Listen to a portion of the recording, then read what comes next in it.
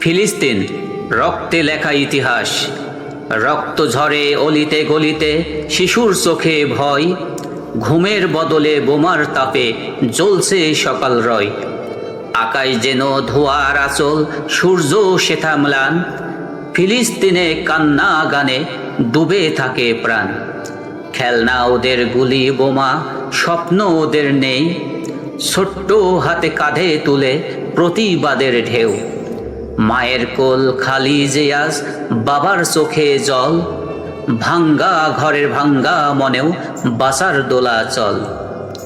দিনের আলো আতঙ্ক বয়ে, রাত হয় বিষাদ, জীবন যেন কাটাই জড়ানো, ক্লান্তি ভরা স্বাদ।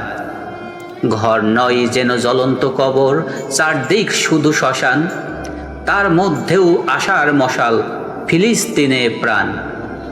আল্লাহু আকবার ধ্বনি বাজে ধ্বংসেরই মাঝে, পাথর হাতে শিশুরা সব সাহস বুকে বাজে।